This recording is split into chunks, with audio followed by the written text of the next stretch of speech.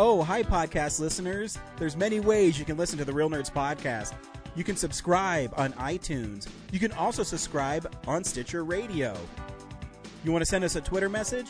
You can do that. It's so easy, at Real Nerds. Like us on Facebook, Real Nerds Podcast. You can visit our website, realnerdspodcast.com, where there'll be a lot of articles for you to not only read, but to listen to our previous shows. Do you like your stories told through pictures? Then you can also follow us at Real Nerds on Instagram. You can also call us, 720-6nerds5. Thanks for listening and enjoy the show. Camera, action! Well, a real nerd knows who shot, and a real nerd can follow the plot, and a real nerd can... Doesn't talk film! I'm sorry. Take it outside.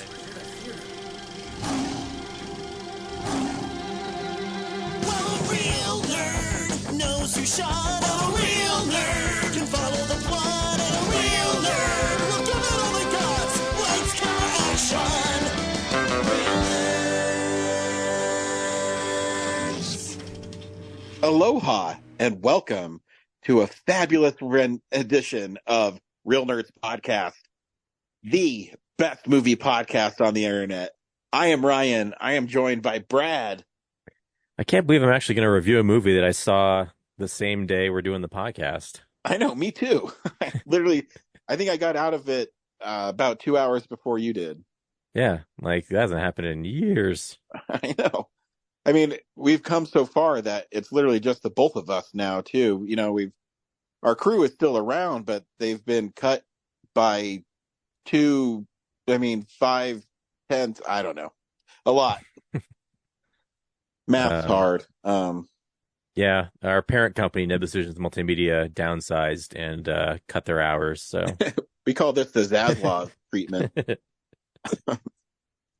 They thought that it's better to just take the tax write-off, so we cut James and Henry from the podcast, and and we got a nice tax break for it, so it worked out. Yep. Not enough to repair the website, but we can assure you the money's being well spent. And we could only have Corinne and Zach show up in special like occasions because we can't afford anything. Yeah, we can't afford them to be on regular episodes, so they just show up for film promotions. Because they signed a contract, and they have to appear in so many episodes. And the current plan was scrapped, so now they have to just come back when we ask them to. So, Yeah. Money has hit us just like every other industry. Yes. The movie we saw this week is Joker. Follies. Stay tuned. Why didn't they just call it Joker Chapter 2 or something? Stay tuned. We'll review the film, tell you if we like it or not, recommend it, play the trailer, and then spoil it. We'll also talk about movie news and stuff we watched throughout the week. Just keep on chugging along, It's what we do for coming up on our 15th anniversary is next year. This is episode 650, so we're halfway to 700 now. Yeah. I guess technically is it 15? 14. No, it'll be 14. But soon. What are we going to do when we hit episode 1000? Oh, dude. Well, I didn't want to spoil it, but Robert Downey Jr. will be on the 1000th episode of Real Nerds Podcast. We'll finally get his attention. Yeah. It's like, holy shit, you've seen these guys have been doing like a podcast for 20 years. And then he sees the first episode of our pod show. I am out. Dude, how amazing would it be if he contacted you and said look, I think you need the real me. Oh my gosh. And has us remake the episode. I'd say, Brad, you have to shoot me from the waist up because I'd have a boner the whole time. Watch out for my tripod. You're going to poke an eye out with that thing. Anyways. So that's what we do. We see a new movie. We podcast our experience to the world. Yeah. Yeah. Sorry, 1 second. I have a cat that is an asshole, and all he does is knock things over all the time and runs and jumps on me, and he just knocked over our whole trash can. So, you know, That was nice of him. yeah, fucking cat. Anyways, hey Brad, we saw Joker Folie à Deux. Do you recommend that film? Sort of. Again, like the other one, it's gorgeous to look at. Experience wise, I don't know how to feel about it. On the one hand, it feels like just a hot mess. On the other hand, it feels like someone really understands like mental illness.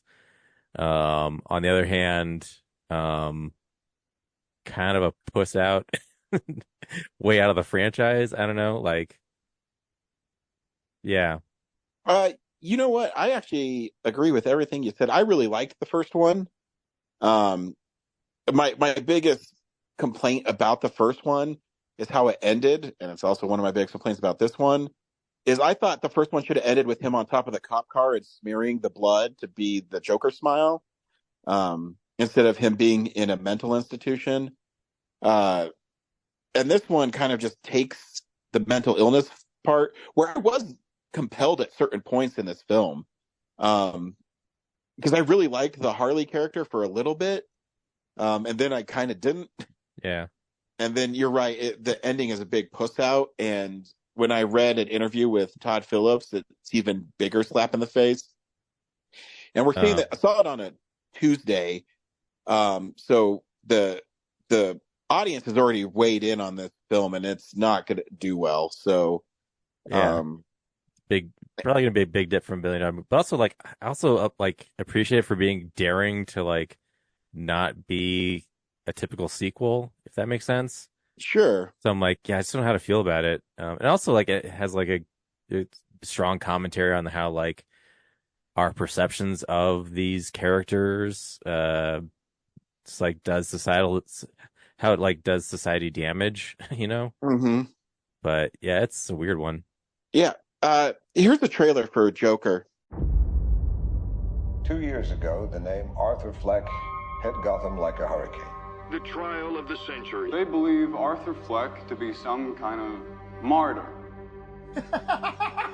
Well, he's not. There's a monster. When you're smiling,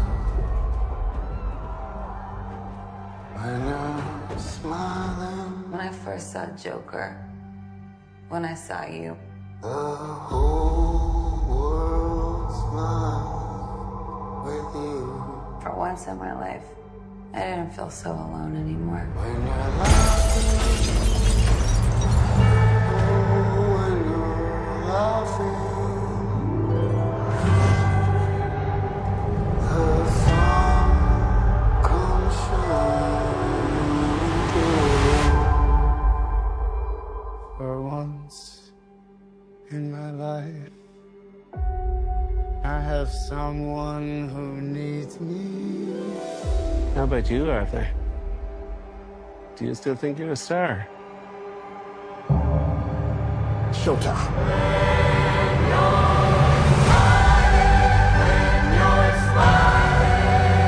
The whole world smiles with you.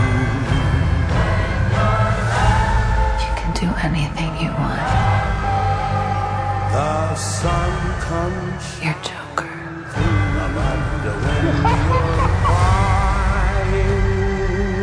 Look around! Look at all these people! Bring on, I will no longer allow any of you so stop your sighing. to keep me down! Be happy again. I got the sneaking suspicion that we're not giving the people what they want. It's okay, baby. Let's give the people what they want.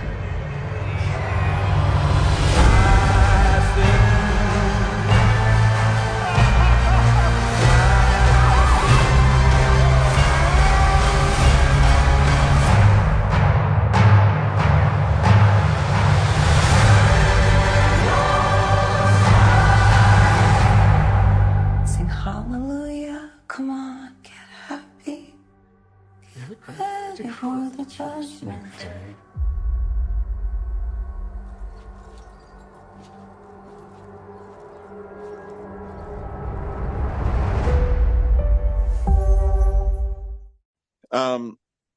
Yeah, the second part of Arthur Fleck's story is it picks up a little over a year after he kills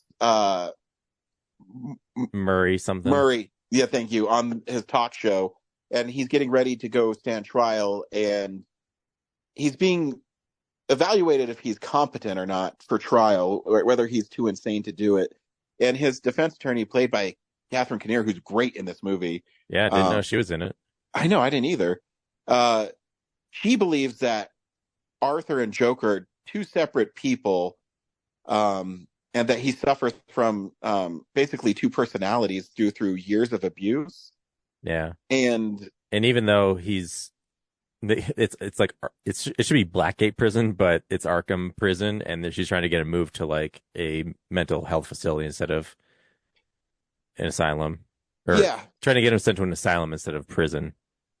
And while he's in prison, he meets Lee, who's really Harley Quinn, and she's in there for being a pyro person, pyromaniac.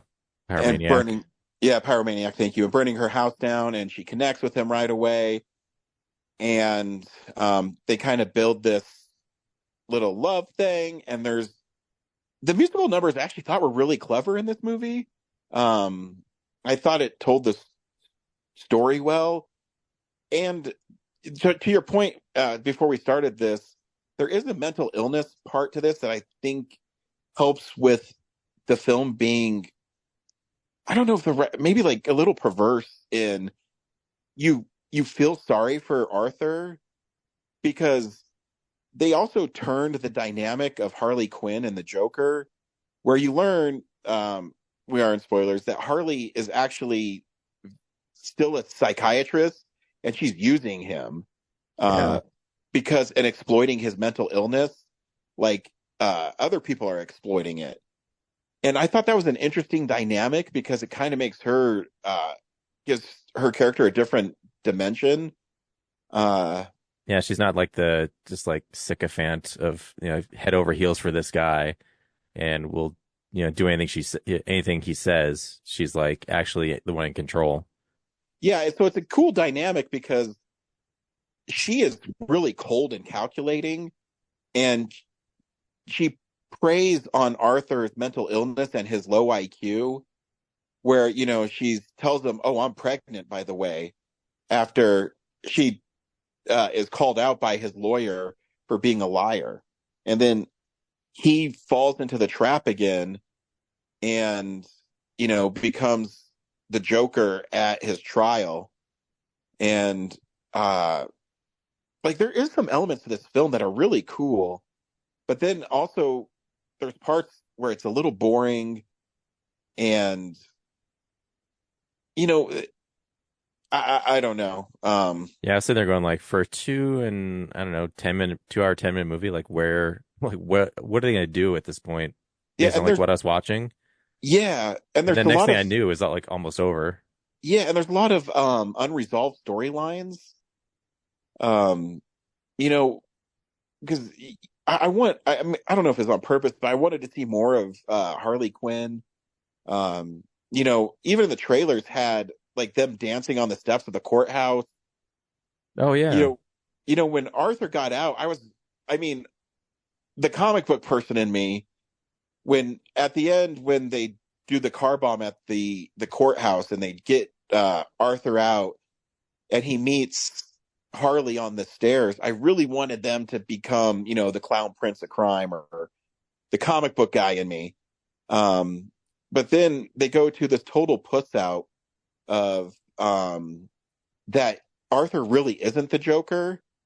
He's just Arthur, and he started this movement, and he gets murdered in prison. And by someone more inclined to be the typical Joker. Yeah, they're not telling me that that's the Heath Ledger Joker, right? I did not get that. Because he cuts the smile in his face at the end. So I'm hoping that they're not making that canon, because that would be really disappointing. Well, as far as I know, they're not making any more movies based on this universe, but I didn't get that. Like, I was like, it feels like a bunch of different Jokers in the comics in this are like that. So Yeah, I think it was more just explaining like, oh, everyone else that's like supported Arthur is going to become the Joker. You know, it's not going to be like one guy. It's a movement. Much like the Dark Knight is a symbol in the Dark Knight. You know, it's like a reverse of this is like, okay, this guy's created like a chaos symbol that isn't going to be one person. Okay, I was just really worried when I saw that. It's like he's really carving a smile on his face. I was about to like, I don't know. So I did have a feeling as it was getting to its conclusion. I was thinking in my head that they were going to kill Arthur. And yeah, I don't know. Yeah, I was shocked. I like didn't think that was going to happen.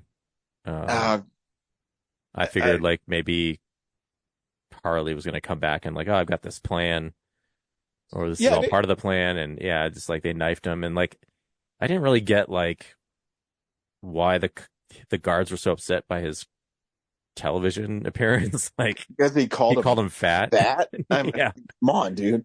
And then like I expected him like at the trial to be like, oh, by the way, the Brendan Gleeson guy killed, you know, because I did this, you know, I got this other guy in prison killed, so yeah, definitely get him. While get me the chair, yeah. Yeah, because there's certain things when he calls his friend Gary up, like that scene's actually pretty heartbreaking. Yeah. You know, and I'm like, oh man, there's moments in this movie that I am really sucked into it. But it just seems that it falls flat a little bit in a lot of places, and it's too divisive. You know, it's basically giving the middle finger to comic book fans, you know? Yeah, I actually kind of it felt like it was giving a finger to people who like loved the Joker, like the first movie, who were like thought he was like this hero. Yeah, and I mean, and that's always going to be the problem with it. It's funny you say that. I read an article today on the Hollywood Reporter that talks just about that, where outside of Batman and Spider-Man, the Joker might be the most popular comic book character. And I had to think about that, and I think they might be right. And when you take something that people love and you give them an origin story for the first one that kind of delivers on, you know, who the Joker might be, and then in this one you're like, no, he's just some dude, and he's dead. Yeah, did you forget he's a terrible person? Because we're going to remind you that like you should not idolize this guy. Yeah, and I thought it would have been cool if. I mean, obviously it doesn't matter, but, you know, they did that 3 Joker story, which was really fascinating, where each era of the Joker is someone different because their personalities are different. And I thought that's maybe that they were going to do in this movie, where, you know, Arthur is the comedian Joker and he's a failed comedian. And then the next one is going to be, you know, the Heath Ledger Agent of Chaos one. And then whatever the fuck Jared Leto's one is. I thought that's maybe the path they're going, but no, they decided to just kill him and be like, "Nah, fuck you guys. You don't get any, you don't get any resolution to this story, to the Harley Quinn story, to Harvey Dent, which they kind of alluded to that he's Two-Face. You don't get any of that stuff. You're just, this is just how it's going to end. All fucking depressing with his eyes." Becoming dilated. So like they're like, okay, what are we gonna do for the second one? And they're like, oh, we kind of got this idea about like just like him going through his trial and maybe hallucinating some things, and then like they got to the end of the movie like, yeah, we're actually kind of bored with this stuff. Let's just like not do this anymore. Yeah, and there's like moments where Joaquin Phoenix is really good. In the trial, he does these little facial expressions, or he does like huffs and puffs that you feel that he does suffer from mental health and he can't control who he is. But it's never fully, you know, developed. And I think that's what makes the Joker unpredictable. And I was hoping, and this is again just me as a movie person and watching his closing statement where he says it's just Arthur. I was really hoping they would find him not guilty, and he was going to go out and say, you know, Arthur's dead and it's only the Joker, and I played this system just like I played everybody. Because I thought it was maybe like a ploy, you know? Yeah. But I don't know. Also, as a police officer, how about that prison and all like the lacks of like, you know, Yeah. just letting like Harley Quinn into his like isolation cell and the free cigarettes and what else? God, there's so many like just lapses in security. They were just like, Yeah, that doesn't happen. In yeah, fact, cigarettes are considered contraband in jails, and if you have it on you, it's a felony. So, yeah, yeah, so many like lax things about that whole yeah, setup. I was just like, geez, Ryan must be squirming. yeah, it's Like you could I just, take I it tried, as entertainment. like they had the judge talk about like he can wear his costume to the trial, but I'm like, okay, so but at the prison, someone had to give him a tray of makeup to put on. Like, Yeah, where's he getting this from? I yeah, don't know. where are they keeping his purple suit in prison? It's like just like giving him the time to yeah, it's ridiculous. Yeah, so there's just like it just feels incomplete and a little pretentious on its own. Because like I said, there is elements here that I really enjoy. I think that exploring how people suffer from mental health and how it can affect you, whether it's his mom and being, abused and sexually abused and stuff, it's just, but they don't really want to exploit it, and that's fine. But I don't know. It just feels a lot of unresolved issues. Yeah, or come down with a definitive take on anything. Yeah, it seems everything's just like, oh, we're not going to really do it. We're really not going to commit to Arthur being the Joker, which I never got anyways. Why don't you just go full blown Joker? And that's why people are pissed off. And it got a worse cinema score than Madam Web, which I forgot came out this year. So yeah, but that's not fair. I this is way more coherent than Madam Web oh was. yeah, no, it's a 10 times better movie than that. Because the writing is at least, and the acting is good. Yeah, and it looks like the actors want to be there. Yeah, it's not a Pepsi Cola ad. So I cannot believe that movie came out this year. Yeah. And I only have one more. I have Craven the Hunter in December, so who knows? Oh, and I have Venom too. I have two more fucking Sony Marvel Spider-Man universe movies. You're eating good. Dude, I'm so excited. Because Venom. Oh no, wait, does Venom come out in December and they push Craven to February, or is Venom at the end of the month? Not following those movies at all. I want to maybe it is Venom at the end of the month and Craven in December. Let's see. I mean, I've seen a lot of the trailers, but they're not coming. Venom comes out October 25th.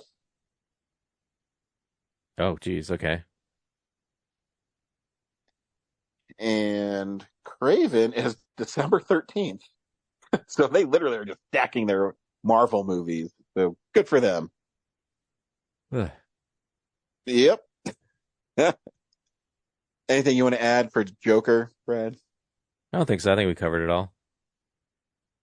Awesome. Hey, this is a big movie news of the week. It's real news. I forgot it. So I had it pulled up and then my windows closed. Yeah. This is what we watched this week. So, yeah, this is the stuff we've been watching.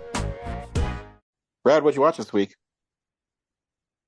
Let's see. I guess the big thing is, I watched Frankie Frico. Ah, man, I wanted to see that. Slow down. Oh, do I not? It's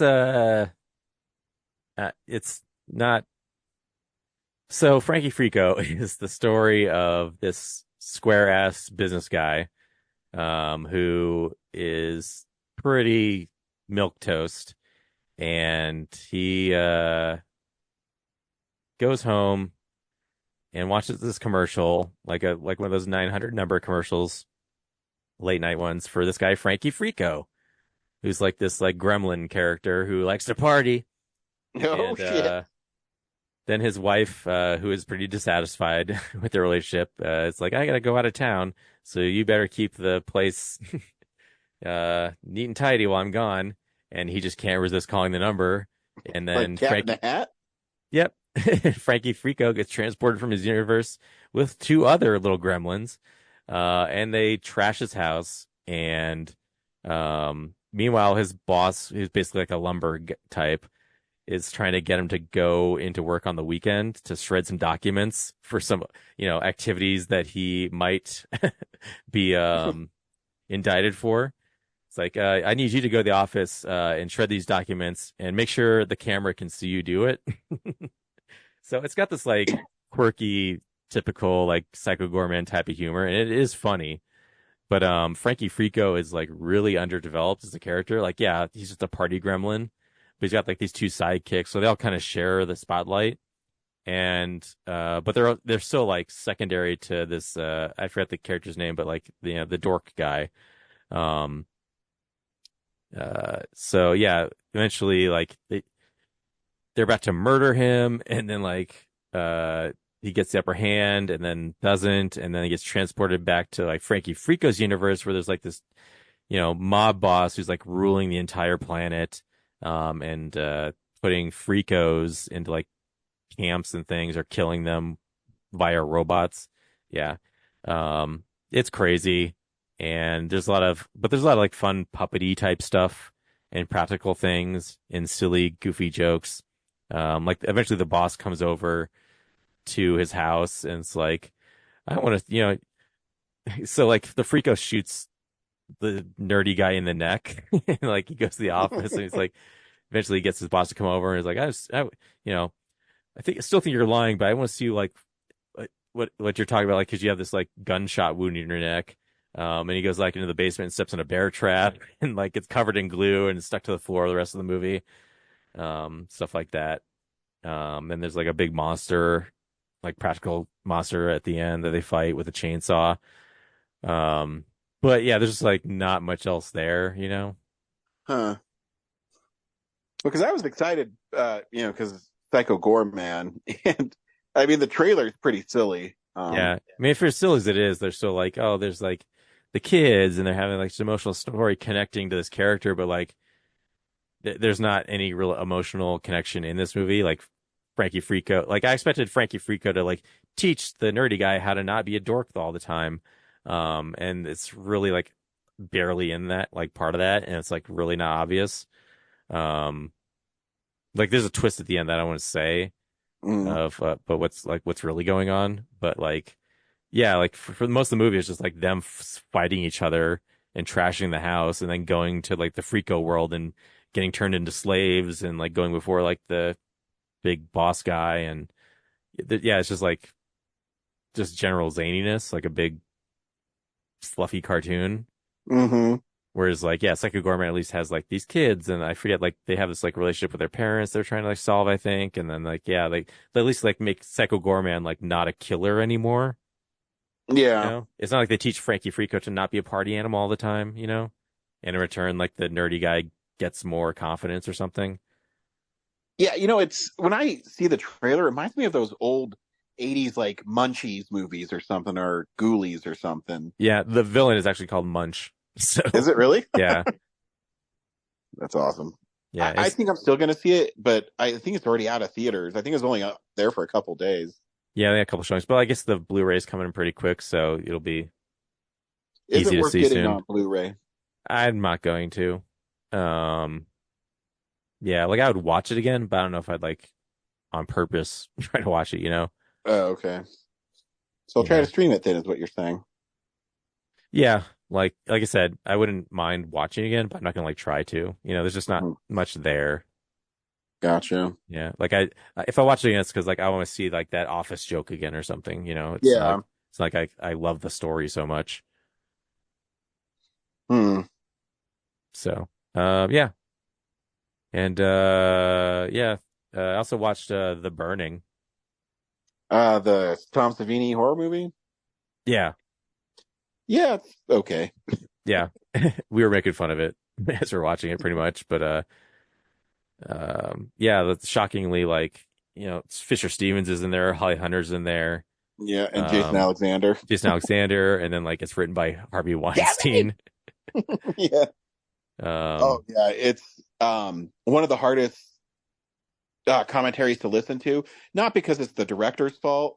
And I have the Scream Factory, The Burning, and it is one of their very first ones, so maybe 2011.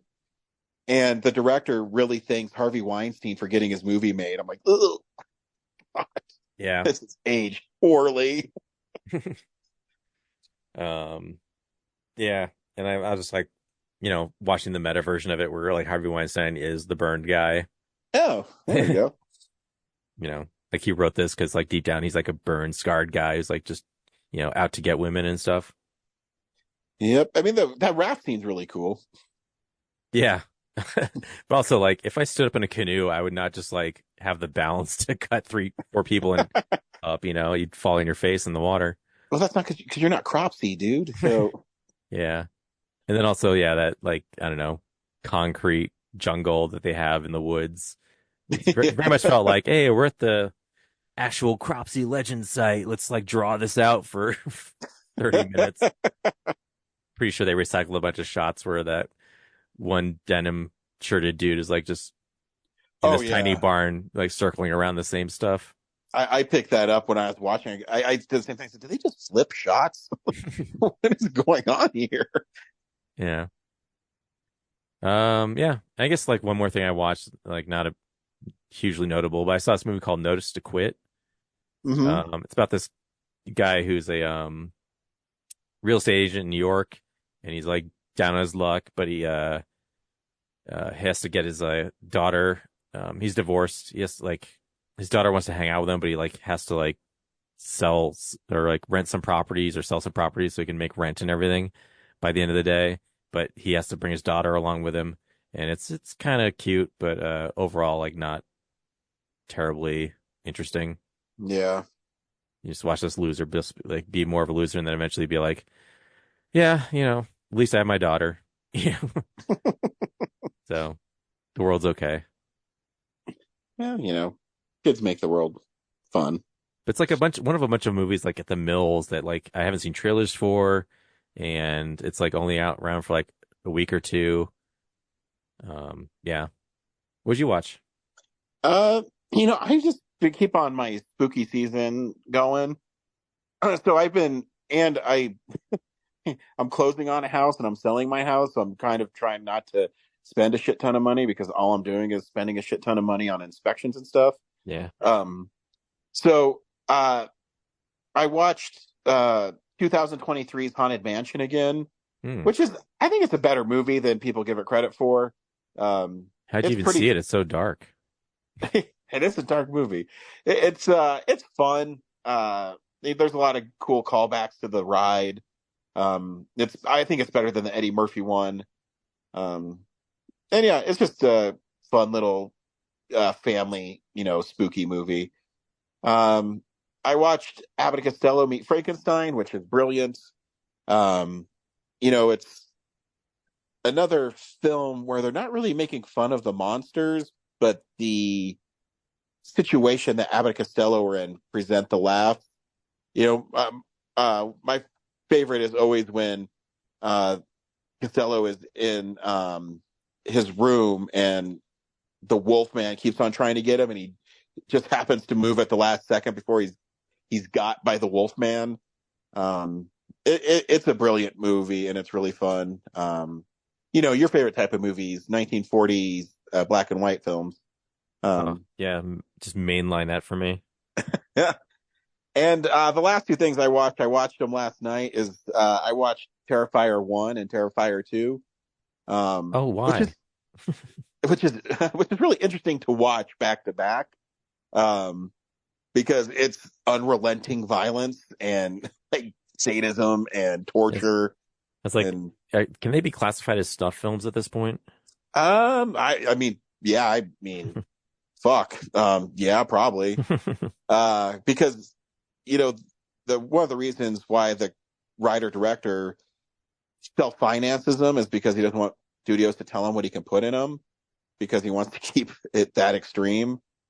So, they're still really fun, and I still really like them, but it definitely takes a certain kind of person to like those movies.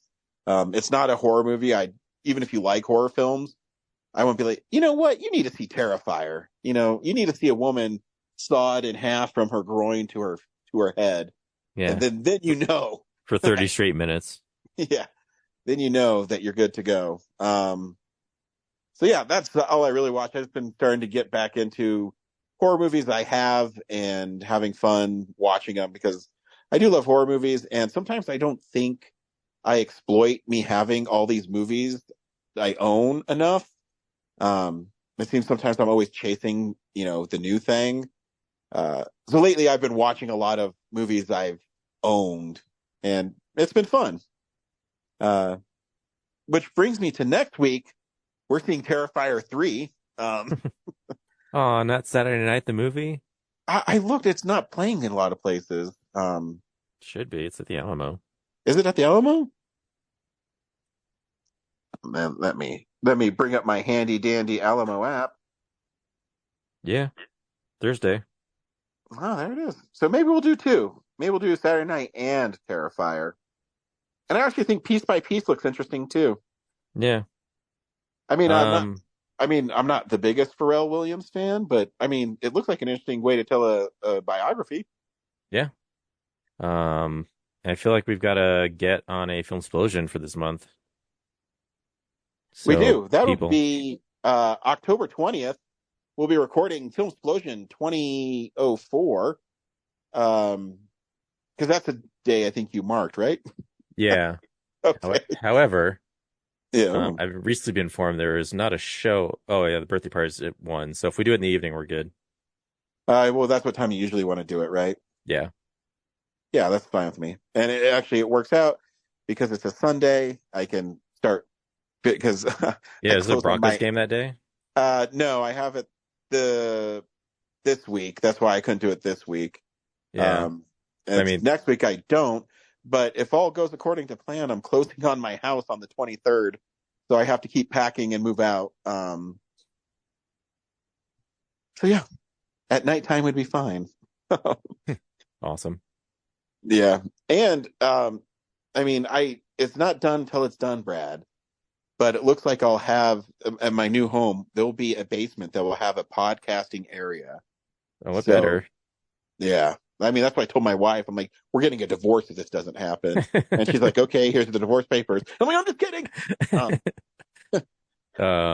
Yeah. Feel free to invite me over to, make it accurate to what we need. Yeah.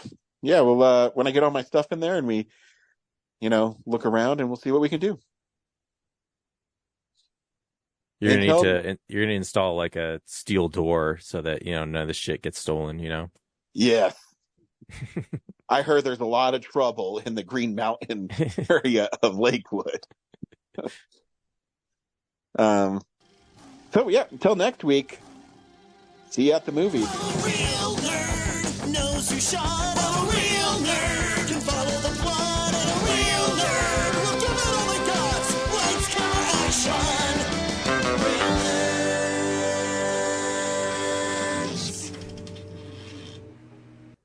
Thanks for listening to Real Nerds Podcast, a Nebulous Visions production. Stream or download episodes, read articles at realnerdspodcast.com. Stream us on Apple or Google Podcasts, Stitcher, Spotify, or iHeartRadio. Follow us on Facebook, Real Nerds Podcast. Twitter and Instagram, @Real Nerds. Watch us on YouTube, Real Nerds Podcast. Email us at realnerds@gmail.com. Call us at 720-6nerds5. Thank you to Sparks Mandrill, Mike at Plan 9 Studios, and Bolognium for all of our groovy theme songs. And that's how you fucking do it!